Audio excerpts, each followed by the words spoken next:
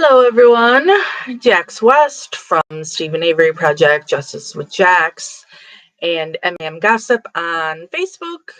Here today to do part two of the My Mom Marni book that I started reading yesterday. This is a case here in Illinois. Marni Yang has been wrongfully convicted of the murder of Ronnie Ryder and her unborn child. And what was done by the Lake County Major Crimes Task Force in order to get this false confession and to convict an innocent person played a huge toll on her young children. And so I don't even know if you call it a book because it's only 100 pages. But these are the words of Marnie's three children. Andrew and Emily are twins, and Brandon is the youngest. We started reading this yesterday in honor of Wrongful Conviction Day. And I like to keep videos about an hour. I try not to go longer than an hour. It just makes it easier for everybody. Excuse me. So I was able to get about halfway done yesterday. So figured we will finish it today. Tomorrow I go to visit Melissa Kaluzinski. Tomorrow is Melissa's birthday. So I will be going to the prison to visit Melissa.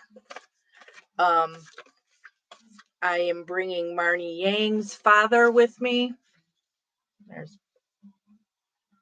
So I'll be bringing Marni Yang's father with me to visit with Marni while I am visiting Melissa.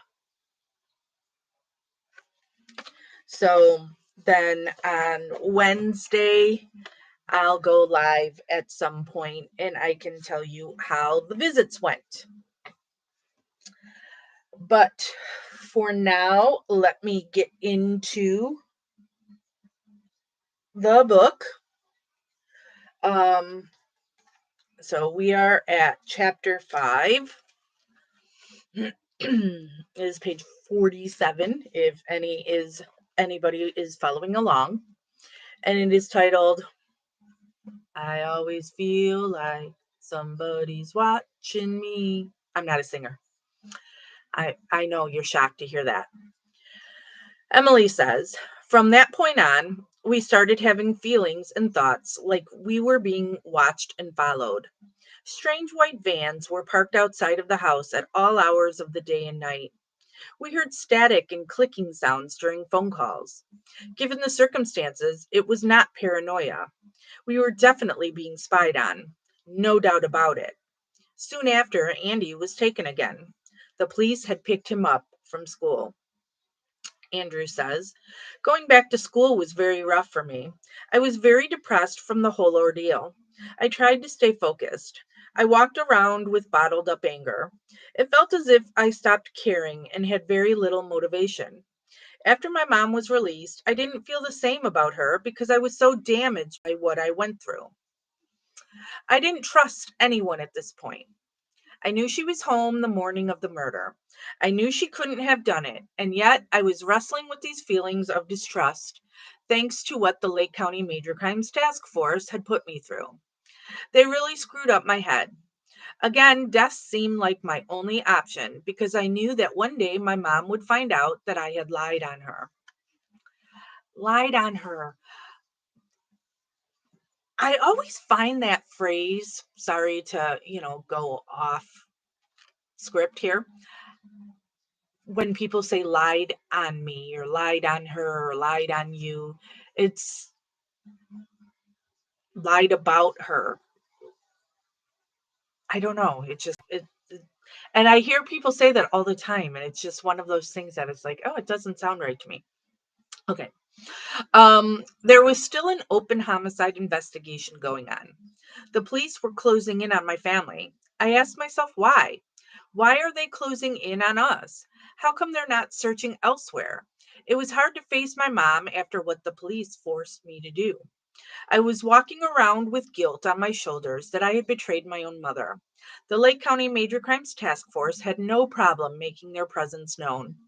With their open investigations still in full gear, I felt the need to be on my toes because somehow I knew they were not finished with me. This was unfortunate because it was taking a toll on my daily life and routine. I lost all desire in school, but I still did what I had to do to complete the remainder of my high school years. My mother was released, but the investigation proceeded, and we tried somewhat to go back to our regular routines. However, we were far from done with the Lake County Major Crimes Task Force. One day I woke up and took my usual route to school. I had a feeling that I was being followed. I had seen a police car in the front of my home. No doubt we were being watched. As I made my way to school, I noticed a van not too far behind me. I knew I was being followed.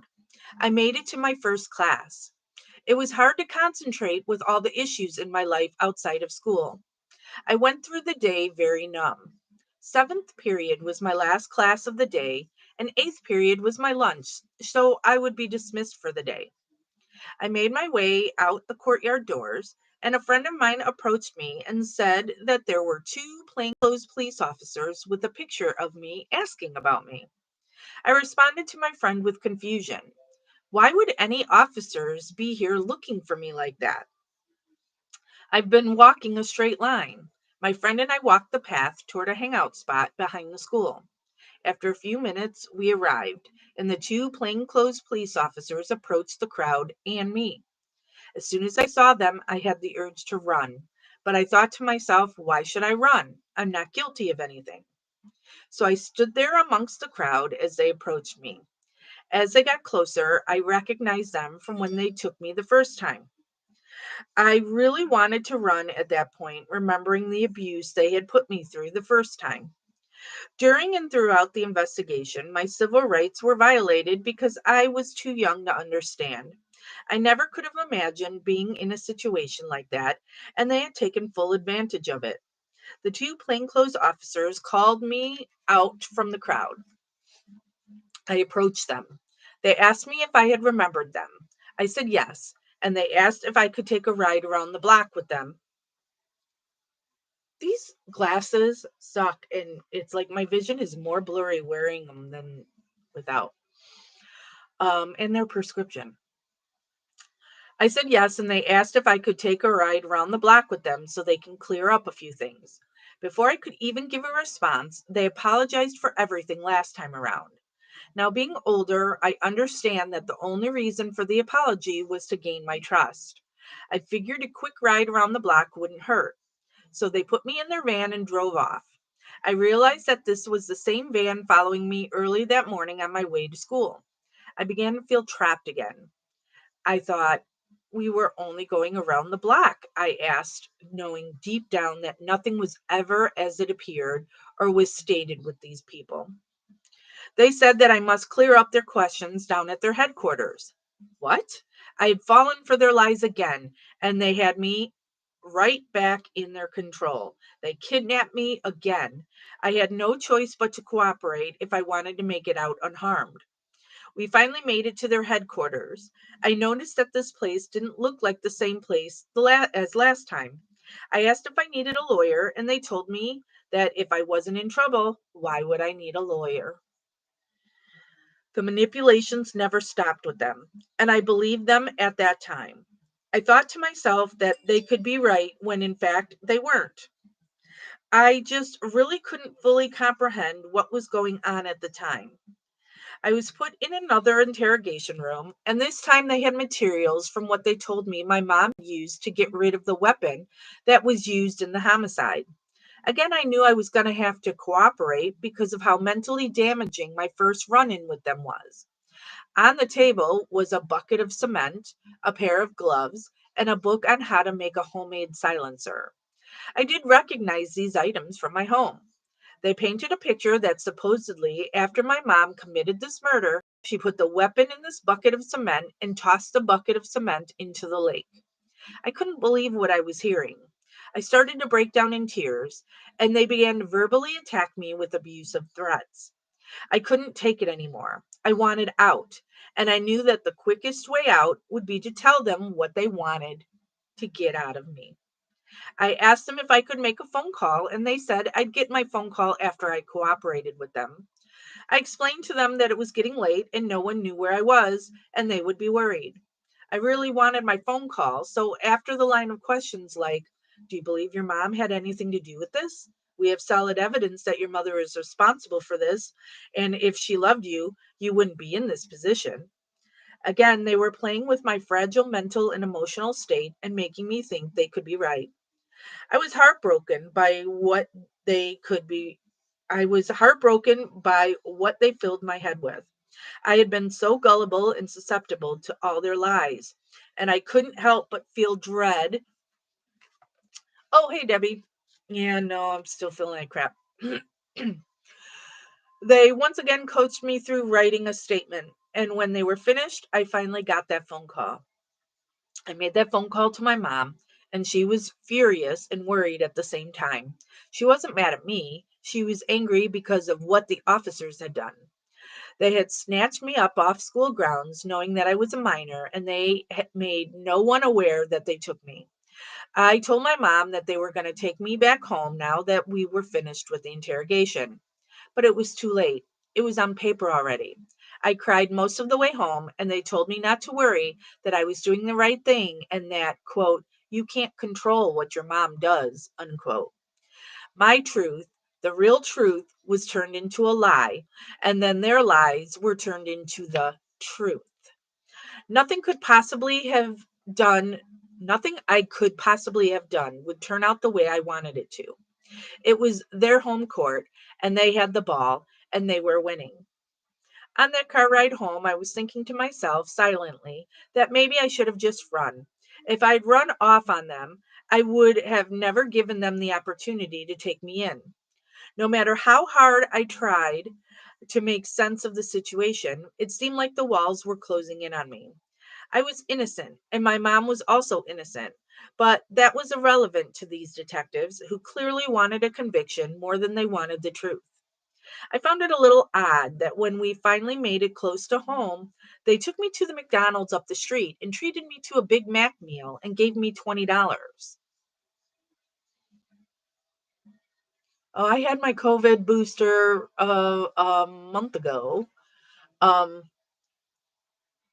and here I am, been sick for a week or so now. Sucks. Okay. Instead of dropping me off in front of my house, they dropped me off at the gas station 3 blocks away and sent me on my way. I didn't ask them the reason. I wanted out of the situation as fast as possible. I walked the rest of the way home. As soon as I made it through the doors, my mom hugged me and kissed me. My grandmother and grandfather were also there.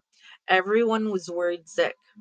I explained that they only said they were going around the block, but once I was in the car, they wouldn't let me go. I was so broken that I wanted to die. I couldn't take any more of this abuse. It had to stop. Brandon says, "My brother and sister got the worst of the interrogation with me being just a kid, so they more or less just distanced themselves from mom because the police led them to believe it was her fault. I don't know what they talked about in their own private conversations, or even if they had any, but not once did we ever speak about anything that happened as a family. My brother and sister had each other to talk to, but I didn't really have anyone. Mom was stressed out about all this and just tried to make things seem like normal. So I watched, not really understanding much of what was going on, as we all pretended like nothing was wrong for as long as possible, even though we were all clearly keeping our distance from each other." Andrew says, "The next few months of school, I spent a lot of time trying not to feel so sorry for myself. I became lost in my own thoughts and my own way of how I looked at the world. Even though I had the rest of my life in front of me, I felt like it was over, or at least at a standstill with no sense of direction, no sense of motivation. Later, a close friend of mine reached out to me and told me that the police had come to his house and were asking a bunch of questions about my mom and me. I couldn't believe that they would go even further as to reach out to close friends of mine.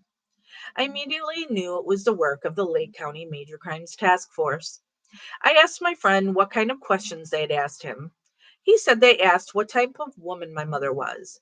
They wondered if he had seen her in possession of a firearm. Does he think she is capable of murder? I asked him his answers, and he said she is a sweet lady, very motherly. Yes, she owns a firearm for which she has a license. And no, she doesn't seem like the type to be capable of murder. All his answers were accurate.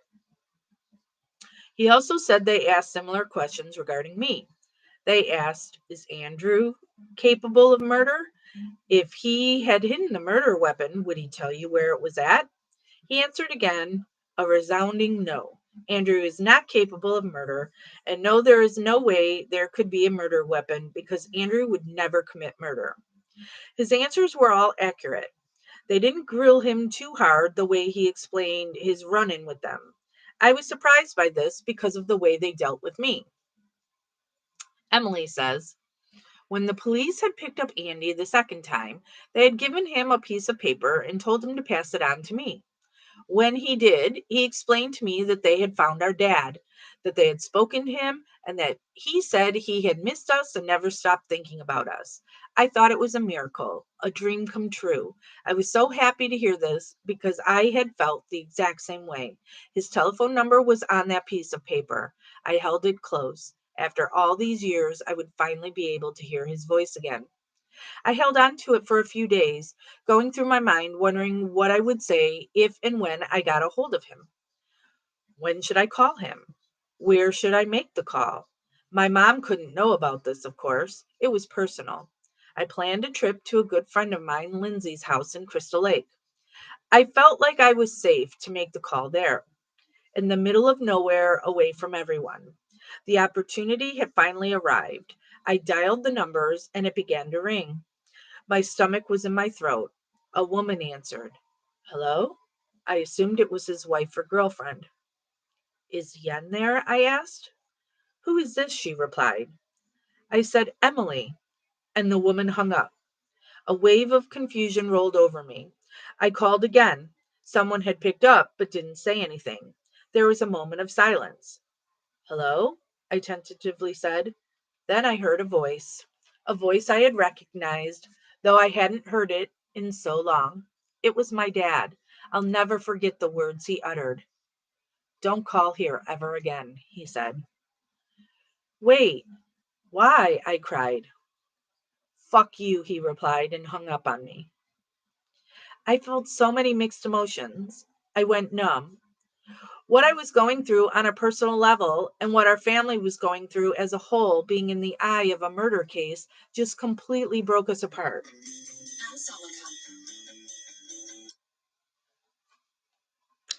In terms of growing, my relationship with my mother was brought to a screeching halt. Soon after, I moved out and I started living with my best friend, Carmen, and her mom, who lived only a few blocks away. I managed to keep up with attending school. It was my junior year at Von Steuben Metropolitan High School. Senior prom was just around the corner. Carmen and Fartune, who were seniors at a neighboring school in Albany Park, Theodore Roosevelt, had invited me to their prom. We planned for weeks on what to wear and how to style our hair. I bought a black dress and had hair extensions sewed in. A couple of days leading up to the date of Roosevelt's prom, an incident had happened at Von Steuben which caught my school counselor's attention. From there, I was forced to be hospitalized at a Highland Park hospital for severe depression. Of course, my mom was notified immediately. I hadn't seen or spoken to her in months.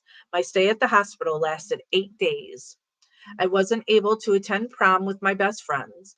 I was only allowed to be discharged back to living at home with my mom since I was considered a minor. Life at home didn't get any better, so I left home again to live with Fartune and her family, this time in the Edgewater neighborhood. Chapter 6, Mom Arrested and Downward Spiral.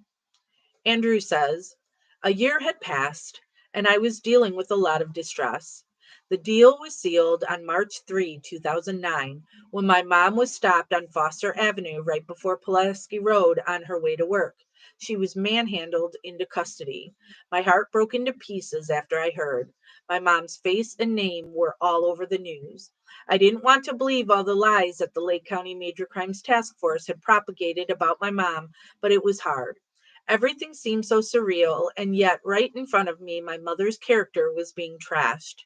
I was forced to come to grips with the fact that this was really happening. Emily says, a year had passed since we were taken by the police for questioning. One morning I woke up, got ready for school, walked to the CTA bus stop, and went to the Citgo gas station on Peterson and Wolcott to grab a bottle of water and snack.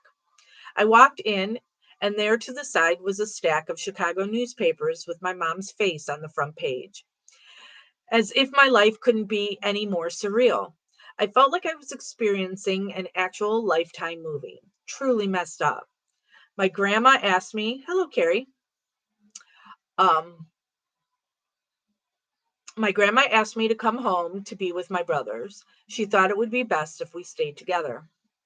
Brandon says, then mom was arrested, and suddenly I'm getting pulled out of school in the middle of the day, and the next time I see my mom, it's through bulletproof glass. Andrew says, with my mom being incarcerated, she missed my high school graduation. Yes, even with all the unfortunate events that took place, I still managed to graduate high school along with my sister and my younger brother. Even finishing up my high school years with a sense of success, there was still a lot missing. My mother's case was considered high profile, and I was brainwashed by what was being released in the media. They even released an episode of Snapped, the show on the Oxygen channel. For the first time, I heard my mom's recorded voice explaining in detail what she did. I couldn't believe my ears. Emily says, it was difficult enough for me having to deal with the absence of my dad in my life, even after all those years. Then to have my mom taken away on top of that was like living in a drift, wandering aimlessly with no direction or purpose, feeling everything and nothing simultaneously. I was still very young. I needed her. My grandparents spent all of their retirement funds paying for my mom's lawyers and to take care of us. Soon they ended up having to sell our childhood home on St. Louis. Everything was happening so fast. My brothers and I tried to stay together, but our life decisions pulled us in different directions. I was lucky enough to have Fortune, my best friend, who never left my side. So I was not alone through it all. Without her, I don't think I could have survived all of this. Another lifesaver for me was my mom's ex-boyfriend, Sal. He asked my best friend Denise if I'd be able to stay with her and her family for a while. She agreed. Denise was a former boss of mine at a part time job I had worked at for a couple of summers, so she was no stranger to me. I stayed on the couch for a while. I remember the very first night laying there in the darkness. I just kept thinking to myself that these things were never going to be the same, and I had to adjust. I just wanted to block everything out, move on, and never look back. Sal had come into our lives when I was 11 years old. He and my mom dated on and off for 6 years, but he always cared for my brothers and me as if we were his own children. He was definitely a father figure, you could say. So he had continued to be there for me even after my mom was incarcerated. Given the circumstances, it was such a noble act to stay and look after me. He became my guardian. About a year later, Sal decided he'd rent a two-bedroom apartment in Old Irving, neighboring Albany Park, so that I'd be able to have my own room and try to move on and create a better life for myself. And for that, I am forever grateful. Brandon says, after mom was incarcerated, I didn't worry about what I had to do. I was a kid, so I just went to school and took it one day at a time. At first, I wasn't worried. I had total faith that my mother had nothing to do with the murder. They said she did, and I figured that the police would eventually figure that out like they are supposed to. Then days turned to weeks, which turned to months, and then to years. I graduated from elementary school realizing my mother wasn't getting out anytime soon. I stayed in contact with her throughout high school, though not regularly, but every now and then. As school went on, I started not seeing my mom anymore, and I eventually stopped writing her as well. Emily says, my younger brother Brandon moved in with my grandma. My twin brother Andy, on the other hand, seemed to have taken this traumatic experience harder than all of us. I tried to stay strong for both of them and be there whenever they needed me. For a while, I was in denial of the effect that all of this had on me. I soon started downward spiraling. I suffered from depression and my anxiety became uncontrollable.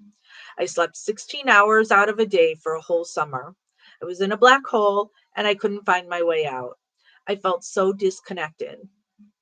Andrew says, now, 11 years later, a lot of new evidence has come to light, and for the first time, I felt like some weight has lifted off my shoulders.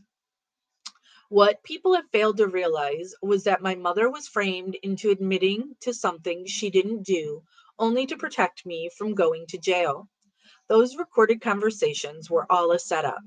Yes, it looked terrible on her part, but no one knows that I was a prominent suspect in this case, and the detectives told my mother that if she doesn't tell them what they want to hear, that her oldest son would spend the rest of his life in prison. No one knows what was talked about previously leading up to the recorded conversations that landed my mother in prison. Of course, from an outside view, with all the police and media spin, there was no question she was guilty, when, in fact, she wasn't. Even to this present day, they still have no murder weapon. They locked my mom up on circumstantial evidence. Then they gave her a life sentence with no chance of ever seeing the light of day again. Never in my wildest dreams did I think that something like this could happen to my family. My mom was forced into making a false confession to keep me from going to prison. Emily says, Andy eventually came to me and informed me that the detectives had planned to take him down for the murder of Ronnie and her baby from the beginning. He also enlightened me to the fact that our mom was aware of this and could not let Andy go to jail for the rest of his life. In essence, she sacrificed her life for his. I can only imagine how this affected Andy. I knew deep down inside of me that this part of our lives was not over yet. One day I woke up and I decided to seek out professional help and started meeting with a therapist. Speaking about what had happened with our family and all that I had been going through truly aided in my healing process. However, I worried about Andy. Andrew says, for a very long time, I walked around with a burden on my shoulders and guilt that it was my fault that my mother was in prison. This took an enormous toll on my well being. This was a nightmare I could never wake up from. Day in and day out, I lived in dread of unfortunate events and could never get closure. Dealing with all of this for so long, it was tough to get myself out of the funk I was in. This was due to the fact that my mom was sitting in prison for a crime she didn't commit. Emily says, during the interrogation by the detectives on January 4th of 2008, I was repeatedly questioned about my whereabouts on the date of October 4th of 2007. I want to write these dates down because you know me in numbers. So, crime was on October 4, 2007. Interrogation was January 4, 2008. Okay. Um, I could not recall off the top of my head where I was, what I was doing, or who I had seen at that very moment because it was 3 months later when they asked me. When I couldn't remember, they quickly continued to badger me. Not once did they afford me the common courtesy to think for a moment. Not once did they display even a modicum of of human decency to give me the opportunity to try and recollect. This only brought me further from the truth. After the grilling, I didn't even bother trying to summon the exact details of my day. However, after what Andy had shared with me, I knew I had to go back. Things were starting to resurface, and I had to dig deep. I even got a hold of my high school transcripts to see what classes I had during that time, any information that would help me to connect to this memory. First period, algebra, room 118, 7:30 a.m. to 8:16 a.m. Second period, PE and health room 223, 8:20 a.m. to 9:06 a.m. Homeroom, division 912, 9:10 a.m. to 9:26 a.m. Third period, lunchroom 307, 9:30 a.m. to 10:16 a.m. Fourth period, biology, room 312, 10:20 a.m. to 11:06 a.m. Fifth period, art, room 322, 11:10 a.m. to 11:51 a.m. Sixth period, info tech, room 211, 11:55 a.m. to 12:41 p.m. Seventh period, World Studies, room 316, 12:45 p.m. till 1:31 p.m. Eighth period, Survey Literature, room 418, 1:35 p.m. to 2:21 p.m. This was probably the worst schedule to have. I had to swim so early in the day, which meant chlorine hair for the rest of the day, and then have an early lunch immediately after at 9:30 in the morning. In high school, I was very self conscious. My hair was very thick and coarse, and I didn't know how to tame it. It's even more difficult to deal with drying and the aftermath of damp chlorine hair, so I refused to swim, which led me to fail PE that semester. In retrospect, maybe I should have just swum and gotten it over with.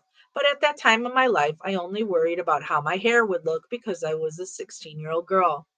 I was also shown a receipt of a purchase my mom had made on October 3rd, 2007, the day before the murder, of a swim cap and some alarm clocks. Suddenly it came back to me. I remember an argument my mom and I had the following morning before I left for school about me not wanting to swim because of my hair. She made a comment, "I hope you're swimming today." I argued that even with the swim cap, the water would still get underneath. Then I remembered the detectives asking me about the same receipt. They said my mom bought it to use in hiding her hair to disguise herself, which sounded ridiculous because obviously the cap was for me. I just didn't remember while they were questioning me that she had even bought me one because I wore it maybe 2 times and threw it away. I didn't think twice about it.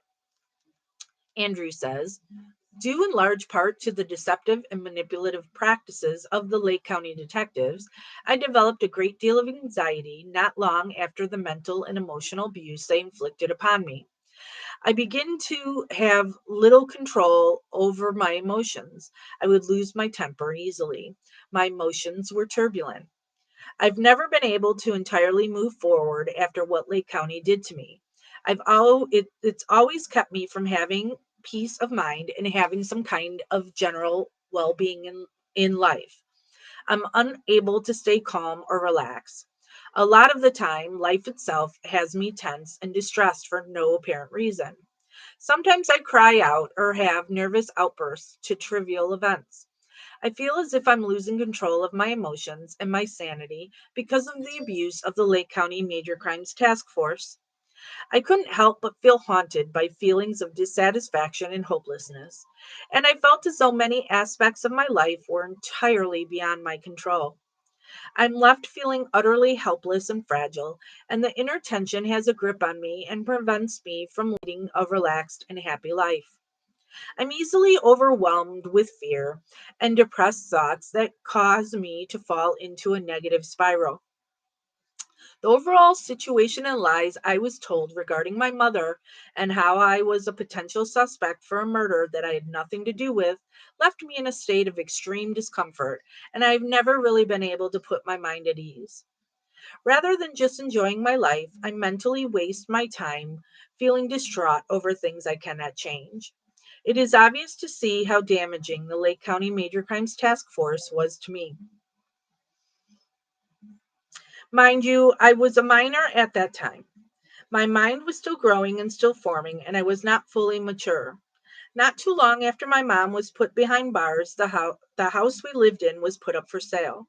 Never did it occur to me that we would ever get rid of the home I grew up in. This was another traumatic event that I would need to take on and accept because, oh my God, it's so blurry. Once again, it was out of my control.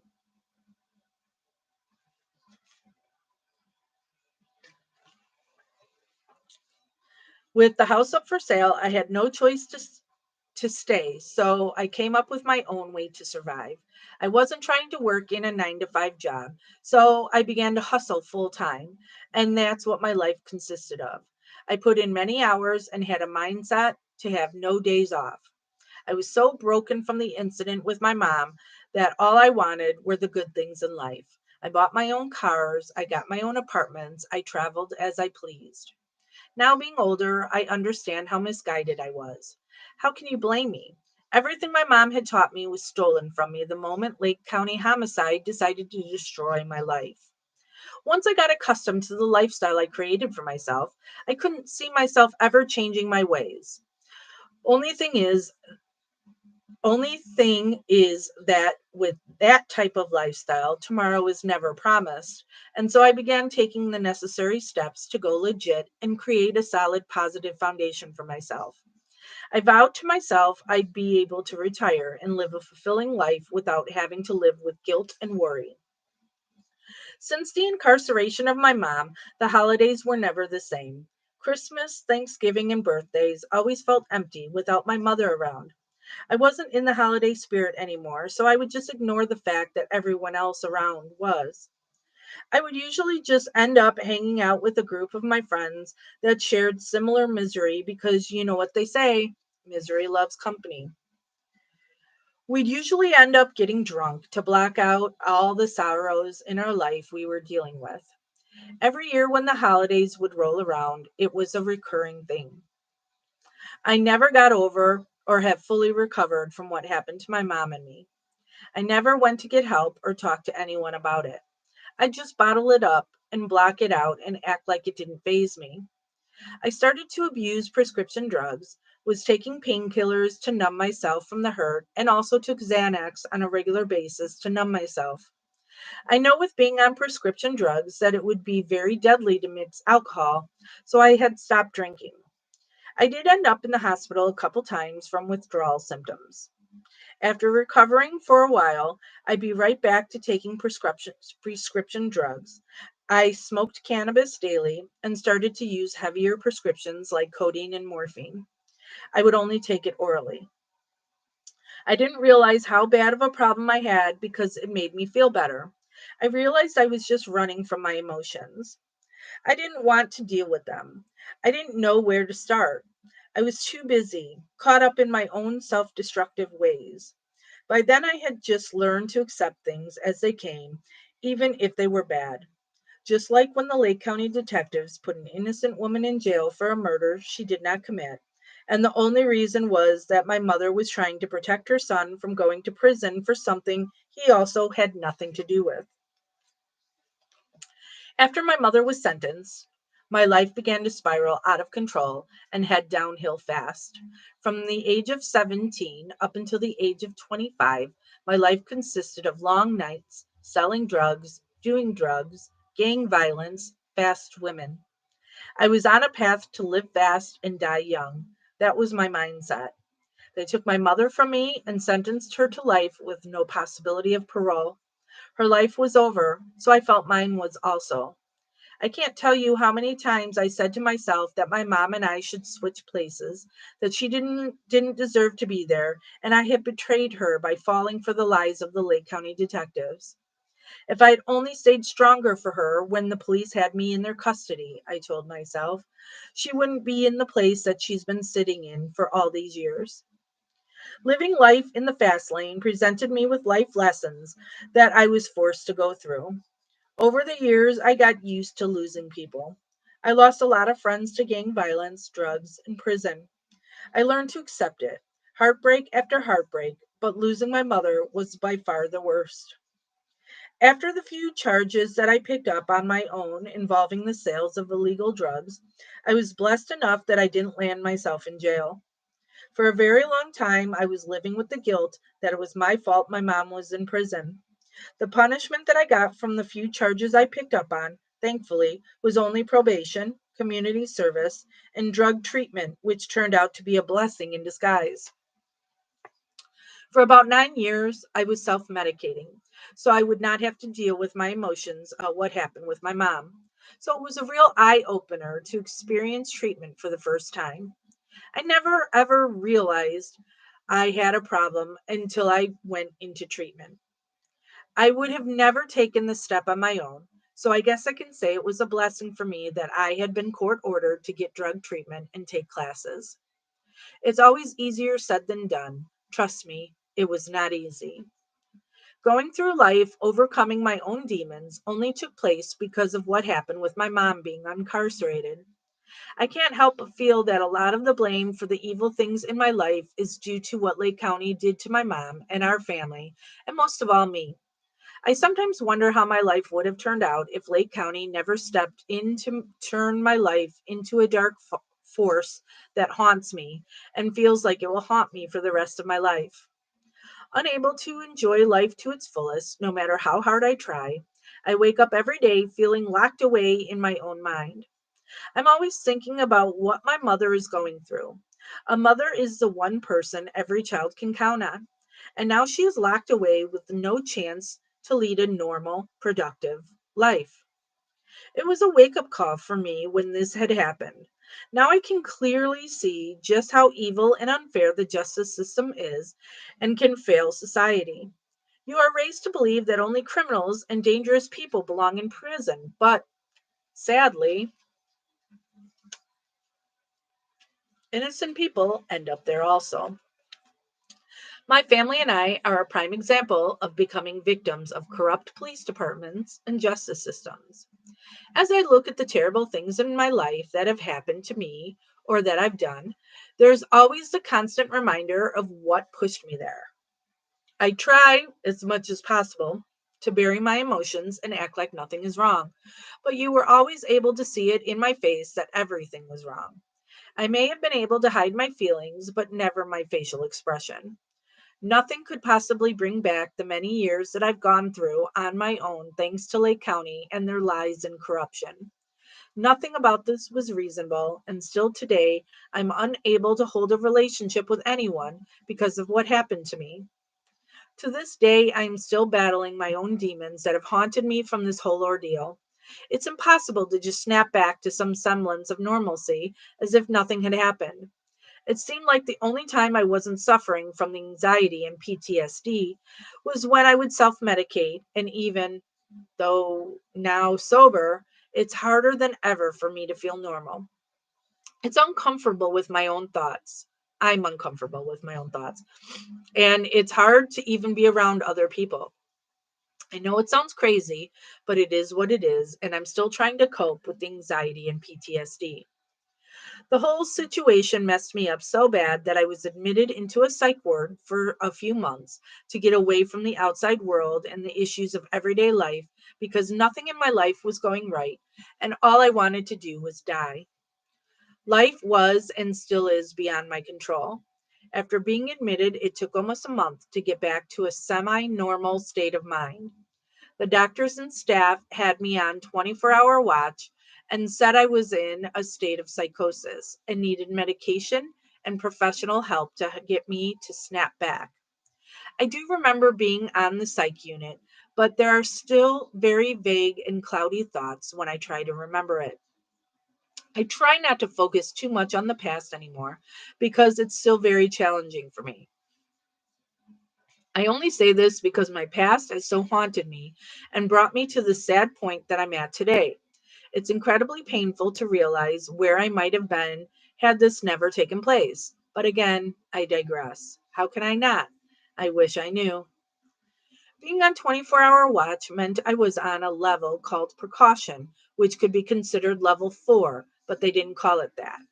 This was my first time ever being in an environment like this. I arrived by ambulance, while others were normally brought in by the police or their parents. I was put into a room with a bed. I did have a roommate, but I was still too incoherent to even acknowledge him, and plus it was late when I was admitted. So everyone on the unit was in their rooms. Everyone was supposed to be asleep, but all I heard was screaming and banging on walls and doors all night. I couldn't get much sleep. I was going crazy. I couldn't tell what was real or what was only in my head. The following morning, breakfast was being served in the day room, and I just stayed in my room to sleep. I wasn't sure if I was even allowed out of my room. I was given a tray with breakfast, but I skipped out on it. I was still in a deep psychosis and could not think straight. After about 3 or 4 days, I started to engage with what was going on. I began eating in the day room, breakfast, lunch, and dinner. I also attended group therapy. Looking back on it now, I can clearly see the damage to my mental state from the emotions I had been feeling stemmed from this whole murder investigation regarding Sean Gale's pregnant girlfriend. I still was overwhelmed by the painful reality that my mom and I were trapped in these horrible lies through no fault of our own. There was a web of lies and corruption that caused two completely innocent people to have their lives flipped entirely upside down. It was if there we were lost in some type of maze and could never find the exit. I was in a funk from the psychosis, so the doctors and staff started me on antipsychotic medication. I felt that if I didn't do everything exactly the right way, I would be considered a failure. We used to watch movies in the day room around dinner time if everyone on the unit behaved. Under my psychosis, we watched movies that I've seen before on the outside, but for some reason, watching the movies there, I saw scenes in the movies I had never seen before. I basically lost all touch with reality, and I was having hallucinations, seeing and hearing things that weren't real. I was delusional, believing things in my mind that weren't true, and was also paranoid at times, feeling extremely suspicious for no apparent reason. The doctor said this was caused by extreme stress that my mind could not handle. When other kids would get out of hand and get violent, the staff would step in to restrain them and would give them a shot. That would quickly sedate them, and then they would be brought to a padded room at the end of the hall near the staff desk where they would remain until they woke up. Luckily, I never had to experience such a thing, but I did witness it a few times while on the unit. About 2.5 weeks of being on medication, my mind started to clear up. All I wanted to do was go home. But in order to be discharged, I had to be active and also participate in group and prove to the doctors that I was well enough to be released. My stay was about 2 weeks. I had missed school while I was there, but my schoolwork had been sent to the psych unit so I wouldn't fall behind. I got as much work done as I could, and before I knew it, the staff gave a timeline of when I was getting out.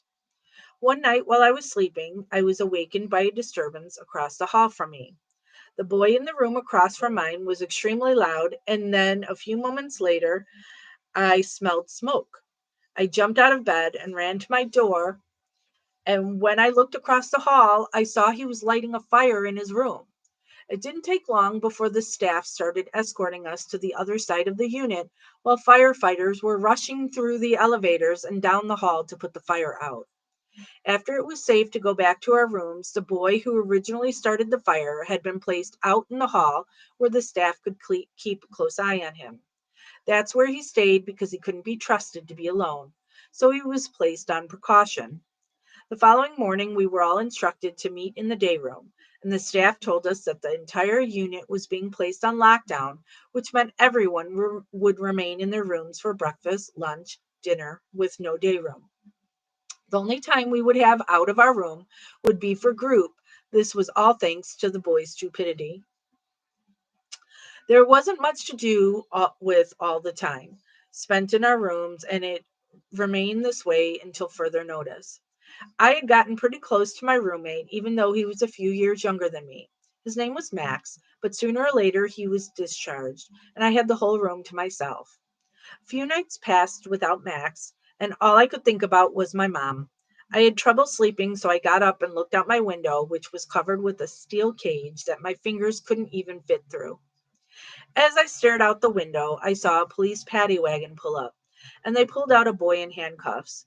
It looked like someone I knew was about to enter the unit.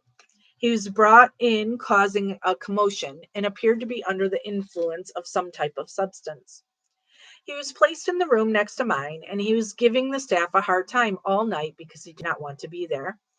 That's when I decided to see if I could be of some help.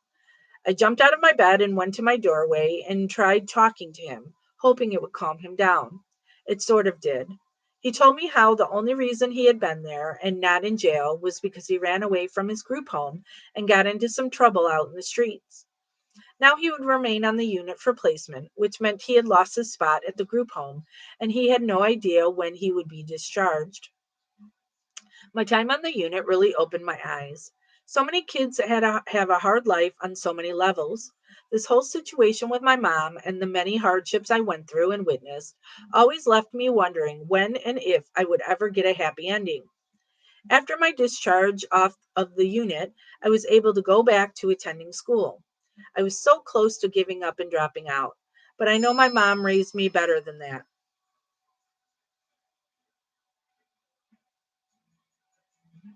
Sorry, that was my boss. She raised me to always work hard for what you want and never stop striving to reach your goals. She raised me to know that respect is everything. My mother is not the horrible monster that the police and the media made her. I miss my mom terribly, and the thought that she could remain in prison for the rest of her life despite being innocent is completely unjust. It doesn't do any justice for the Ryder family, and it doesn't bring any justice to my family.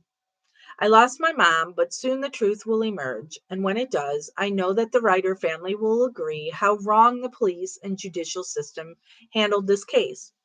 They placed an innocent woman behind bars for the rest of her life and have yet to bring the real killer to justice. My heart goes out to the Ryder family because just like them, I've lost the love of my life. There's no love like a mother's love. Growing up, my mother was the foundation, my boss again, of my life. And when she was taken from me, I lost a sense of direction of where I wanted to go with my life. The only thing on my mind was this devastating tragedy. I was just living in dread every day of my life with no type of happiness or fulfillment. I know nothing could possibly bring Ronnie back, but the real person behind such a horrific crime should be brought to justice. The Ryder family are not the only family suffering. My family is also dealing with our own pain while the real murderer is still at large. Just like Ronnie's family, we will never get back the loss of Ronnie. My family will never get back the years that my mother has been gone. Who even knows if I could possibly have a normal relationship with my mom after all that has taken place? My mother missed out on watching my sister, brother, and I grow up the last 11 years. Now, as adults, how do we just pick up where we left off? We're not kids anymore. When my mom was taken,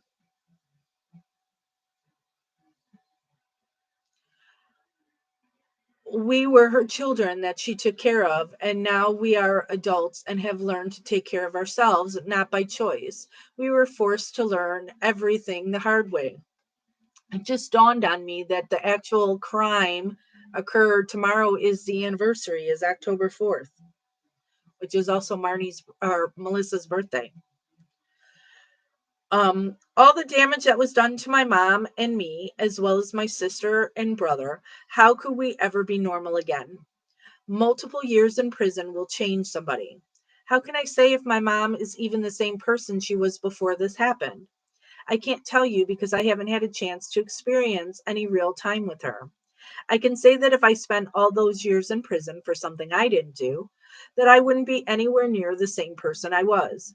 I'm just stuck in the middle of my own thoughts, and my heart aches as I try to come to grips with what happened to my mom and the current reality I am enduring. I have a lot of emotional turmoil that prevents me from moving forward in life. I wake up every day walking around with the thoughts in my head that I am a victim of injustice and I'm unable to feel good about being me. I will live for the rest of my life with the mental scars as well as the ongoing fear that my life can take a turn for the worse at any moment. No matter how hard I try to breathe and relax and take life one moment at a time, it seems impossible for me. I lost the enjoyment of life when my mom was taken from me. The fact that she took the blame only to protect me from further persecution only compounds my grief. I'm so broken inside that sometimes I question whether maybe she didn't have to do that. If I had just stayed stronger, perhaps things could have been different. Or I should have just let them take me instead of her. I feel so worthless at times, like I have no value. I'll always be the son of the mother who took the blame for a murder just to keep me out of prison, even though both my mother and I are innocent. I want so desperately to be happy. I deserve to be happy, but I'm not. It's hard for me to be social. The only time I feel complete comfort is when I isolate myself to a quiet place. And even then, sometimes I still feel like I'm losing my mind. All I want is to try and get back what was taken from me. The potential opportunities I could have had, the moments my mother missed out on, like my high school graduation, of being able to watch me walk across the stage receiving my high school diploma.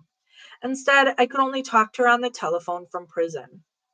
That was supposed to be a happy day for me, but it wasn't. Any sense of achievement or accomplishment was crushed by the fact that I had to hear how proud she was of me through a prison telephone call, knowing she have knowing she should have never been in there. Brandon says, "My mother and I haven't written to each other for years now. I graduated high school without her. I had no choice but to try and live some sort of life. School was over, and the choices were my own now. I no longer felt as if I was waiting for her to get out, and that only drove us further apart. Not that she would have known since I didn't tell her. I'm finally just beginning to understand that for whatever reason, I didn't stay in contact with her is not the reason I stay out of touch with her now. My own mother is a stranger to me as much as I am to her. She might say otherwise, but she doesn't know me anymore. How am I supposed to tell her when I don't really know her? 11 years later, how could I possibly know what she is like now? I am not going to pour my heart out to some stranger. I've done things I'm not proud of. I've made mistakes I won't tell anyone. And though I don't like it, those mistakes helped define me. Even if she opens up to me, I don't think I would be able to talk about myself. It's a leap of faith I'm not willing to take. Not now, at least. Sometimes memories of the past come up, even though I don't want them to. They hurt. It's agonizing sometimes. Other times, it's just a headache, which has made writing all this my own personal hell. I think of the time she was there, and the memories are happy, but they only make me realize all the time she wasn't there. It's sad, really. My own mother is a stranger to me now because I can't bring myself to see her as she is. That's because every time I saw her, I wanted to put my head through a wall because seeing her that way reminded me of the past, which made me think about all the stupid mistakes I made before and after she was arrested. I felt the crushing weight of my failures and my inability to really help her or even help myself, and I'm afraid she will be disappointed in me. Andrew says, a lot of the hardships my mom is facing in her life now are comparable to what I have been facing from the time she was first incarcerated up until now. As an early teen into my adulthood, I had to deal with the feelings of abandonment and being portrayed as a criminal that led me down a path of self destruction and changed the course of my life significantly. Most of those changes have been for the worse. Though there have been a few positives, it's been almost impossible not to dwell a lot more on the negative things that have happened. It's hard to help myself because of the many horrible events that have fallen on me with so much regularity. Call it the domino effect. It's just relentless how over and over the waves of negativity wash over me. I realize it's not healthy to think this way, but it's a constant battle trying to stay positive when confronted by so many debilitating circumstances in my life. However, I know that positivity overpowers negativity, so regardless of the situation, I try my hardest to see past it. It's not an easy thing to do, but I manage. There's nothing natural about going down this painful path again, and I seem destined to never get off. It's like being tied up tightly with rope, and there never seems to be any slack. Growing up with all this going on in my life was far from easy, but everybody experiences hardships in their own way. I'm going through mine as we speak. To hear my mom's name on television being slandered is so hard to deal with. This will forever follow my mom and me and has left permanent scars that will never heal. There is nothing that I want more than to be able to go back in time to get back the life that was stolen from me with my mom. I would love to wake up from this nightmare and realize it never happened, but things don't work that way. You can't go back. You can only move forward even when circumstances are not ideal. You have to roll with the punches and take them as you go and just keep working hard toward your desired destination. It's not easy, but nothing comes easy. What happened to my mom was totally out of control. I'm looking for closure and for things to be set straight when the truth is ultimately revealed. Making all of this possible has truly been a most arduous undertaking and continues to be an uphill battle. But it's one I will never give up on. There's no way I could, even if I wanted to. It really is a roller coaster ride of emotions that is never ending and is almost unbearable. Things seem to be moving forward and then just get put on the back burner again. I'll never know what my life would have been like if my mom hadn't been falsely incarcerated and the chaos that has been brought into my life as a result. I do know one thing though, things can't be undone, but things can change. I love my mom very much and I can't get over her being taken from me. She took the bullet for me when the detectives tried to pin this murder on me. My mom took the blame because she didn't want to see me in prison. She really bit the bullet on that one for me, even though she didn't have to. I know in my heart that what I've been doing to tell what really happened is such a small price to pay for what she has done for me. She would do the same for me and more without a doubt.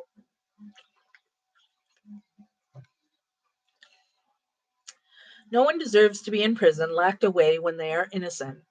My mother deserves a second chance, and she wouldn't even need a second chance if the justice system did their job right the first time around. It is unfortunate, but this is the way things have played out for her and my family. I cannot dwell on the past. I can acknowledge it, but I refuse to dwell on it at this point. There is much more at stake than just giving the innocent their lives back. The person who really did commit this crime should be brought to justice and punished accordingly. As we've all heard, what is said and done in the dark always makes its way to the light.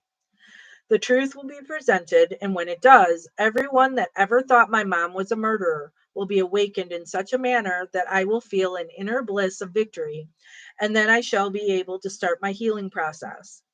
Nothing would suit me more than waking up from this nightmare and being able to tell my story.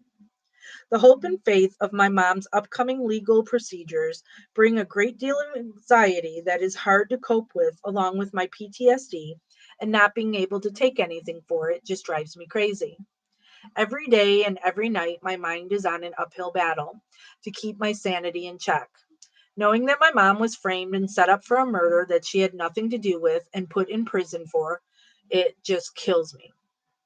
Add to that the fact that there was a chance that it could have been me put in that situation as well, and it gets even harder to cope with this level of injustice. If there is no justice, there will never be peace of mind for Ronnie's sake, her family, or me and my family. Leaving things as is would only mean one thing: a job unfinished. The so called police once again have failed us. They have abandoned the people they are sworn to protect. They have failed the many hardworking taxpayers that fund them and the unsavory tactics they use to get false confessions and wrongful convictions. My mother was a hardworking taxpayer, and they have failed her. Emily says, the police use the media to shape the perception that people have of my mom, Marnie. She was made out to be a jealous lover who took the lives of a woman and her unborn child, which is untrue. Everybody believed it, not even giving it a second thought, because that is what they were told. Detectives sought out people from my mom's past, going back more than 2 decades, who thought negatively of her. They even warped my beliefs about her. It had me questioning if I knew my own mother. They wanted everyone to see her in that way without any other perspective. Andrew says, no one ever cared to find the real villain, the perpetrator of this horrible tragedy. The police just put it on the weakest link they could, which turned out to be my family, and specifically my mother. They have ruined my life and any opportunity that I could have had due to their injustice toward us. No matter how hard I try, I can't get over the fact that my mother took the blame to keep them from sending me to prison. The tactics that were used on me will forever have a deleterious effect on my life. Let me just say that this book, while the kids told their story to somebody, they really took a lot of creative license with some of these with the words. This is not how these kids speak, and yeah, okay. Um as I have gotten older, yes, happy birthday to Melissa tomorrow. Um As I've gotten older, I've realized that I have no control over the events that have transpired since the whole sad ordeal. Therefore, I have done the best I could, trying to cope the best way I know how, yet there is still a weight on my shoulders that keeps me from moving forward. Back when the Stubble murder occurred, I was a credible witness to the whereabouts of where my mom was at the time this murder took place. She was at home at the time this took place, so it couldn't have been her, and that's what I had told the police, but it didn't sit well with them. From the time my mother was incarcerated when I was 16 years old, I was harassed by my neighborhood police district until my mid 20s. They all were very familiar with my mom, also.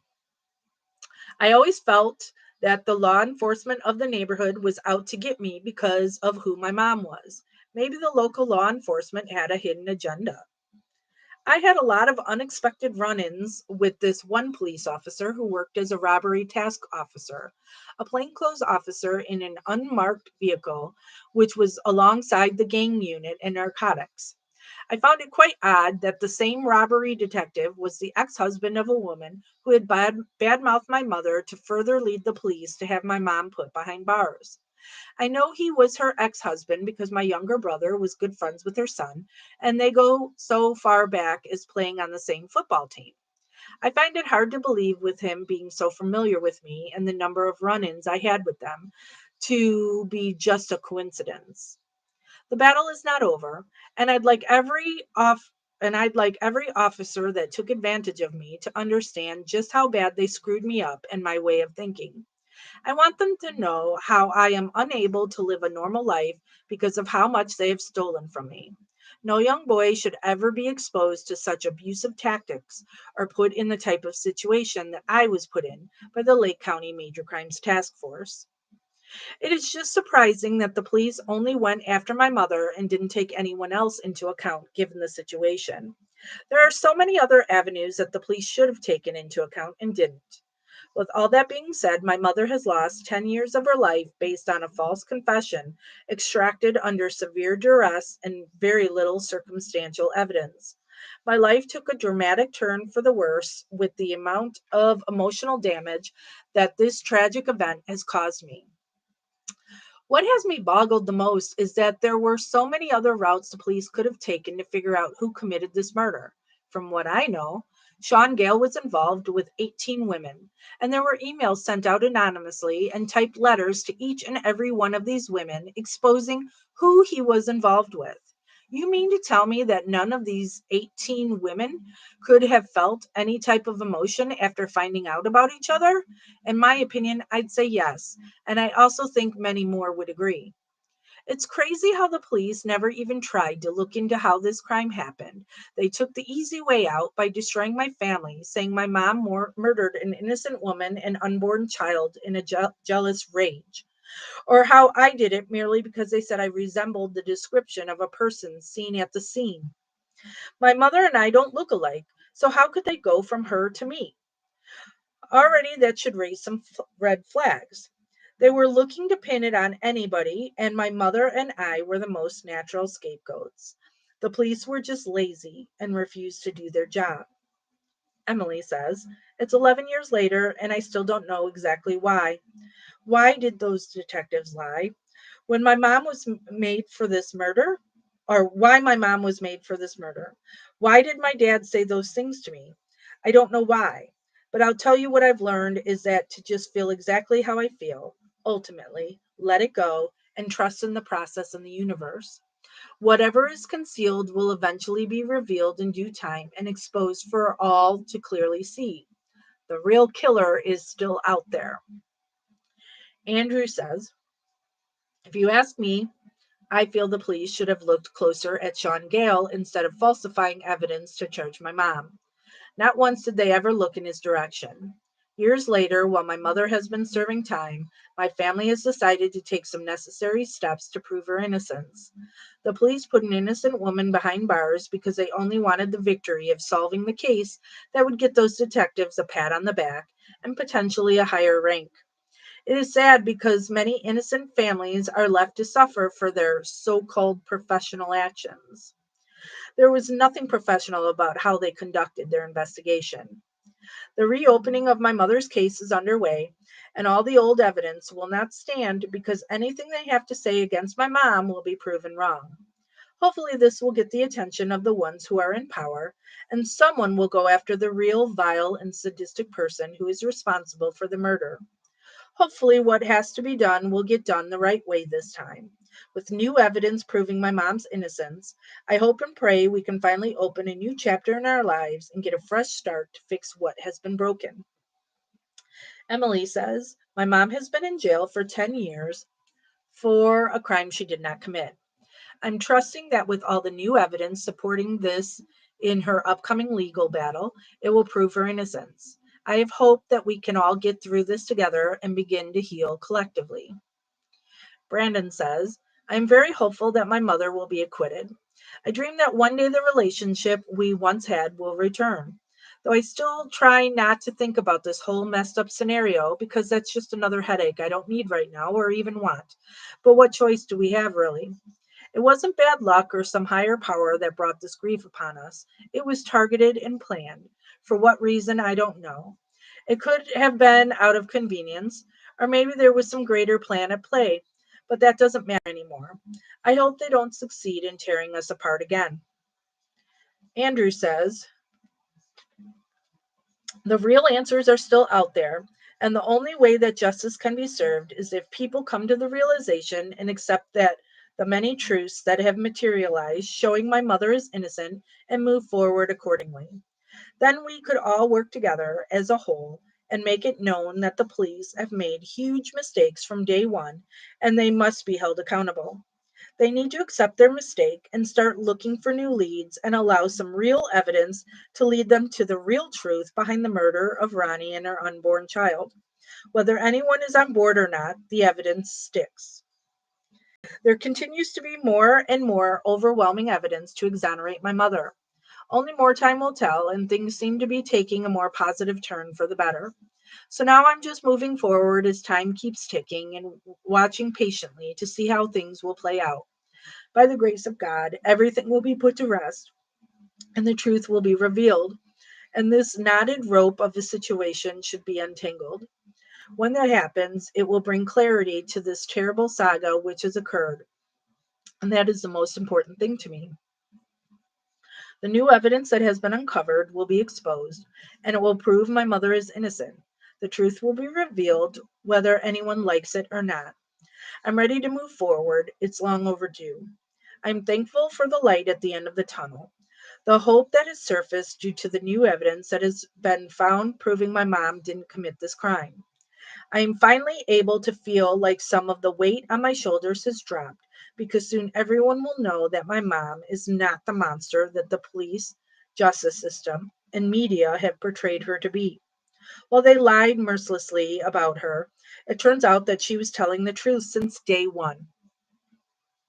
My mother, grandfather, and I have all undergone polygraph testing, and we all passed with flying colors. The questions were spot on with what had happened. And when my mom passed, my job's asking me to be there early today. Um, the questions were spot on with what had happened. And when my mom passed, okay, I began to have hope that maybe someday I'll get to have a healthy relationship with her and not just one from behind the walls of a prison facility. I suppose there can be some hope for me if my mom comes out of prison and we try to repair the damage that has been done. It will not be easy. It might not even be possible to get back anything close to the life we once had. I ask myself how it would be possible to make up for these lost years. In my mom's mind, I'm still a kid. She has missed me as I've grown up. She'll never be able to get that back, all those lost years. We've been separated as a family for so long. My mom's legal battle will be coming up soon, and I have faith that she will be exonerated. Then and only then will that proverbial noose start to give some slack on me, my mom, and my siblings. There may still be a chance to repair and rekindle a family that has been so broken for so many years. After the storm, there should be some sunlight, and hopefully, with the grace of God, I will be able to feel like the heavy weight that has been on my shoulders for many years will fall away. I hope then I will have a chance to live a happy, healthy life and slowly put this disastrous situation from my mom behind us. Of course, things won't be the same as they were, but my mother won't be in prison and she will be a free woman. I hope when the truth is exposed that everyone will understand the other side of the coin. Just like Ronnie didn't deserve what happened to her and Ronnie's family did not deserve what happened to them, my mom and my family didn't either. It's a lose situation. And if the people can't see that, it only proves how heartless people can really be. My heart does go out to everyone that has been affected by this devastating situation and all those who have been suffering. They are not alone because my mom, myself, and my family have also experienced these catastrophic events, but the real suspect is still out there. And nothing could possibly come to a close by just blaming my mom for the murder of Ronnie. Where is there justice in putting an innocent woman behind bars for a life sentence? There is no justice in it. No justice for Ronnie or her family, and no justice for my family either. And now this says, third time's the charm. My mom was convicted of murder despite the fact that she is innocent and subsequently lost her first appeal. We are now coming up on our third time for a chance to prove her innocence. The third time's the charm, they say. There is a long list of evidence proving my mom Marnie is not a killer. And this time around in court, it's not what you know or think. It's what you can prove. And finally, after 11 years, my mother's innocence will be exposed, along with the corruption of the Lake County Major Crimes Task Force. The next page says Marni Yang and her children, Andrew, Emily, and Brandon, were a typical American family until the police decided to destroy their close family bond in order to turn Marni into a murderer. And now there's pictures. So there's a picture of Marni, this child, Marni and her siblings, or Marni and her kids. That's a picture of Marni with her kids.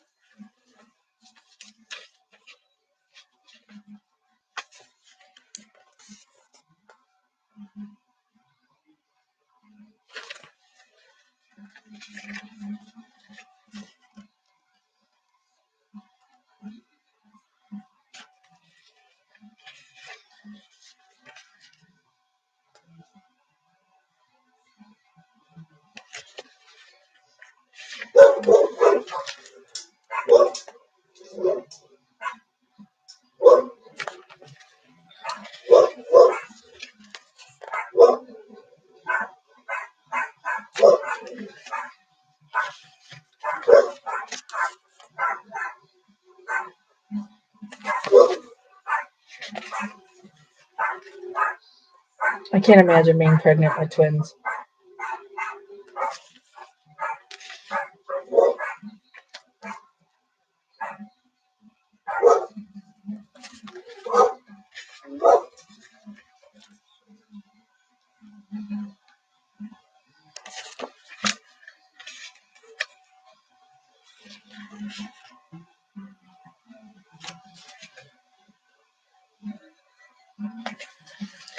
And there you have it. My mom, Marni. There are videos of the kids telling their story. Those are things that we'll be putting up here and also on her website as I work on it.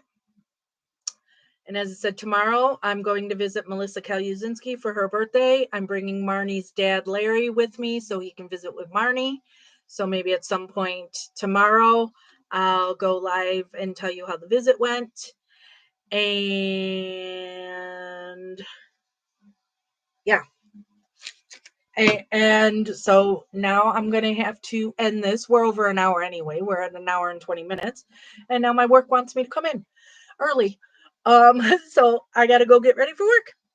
Thank you, everybody, for joining me on hearing from the kids what the experience was like for them when their mom was forced into a false confession in order to protect her son for a murder neither one of them committed.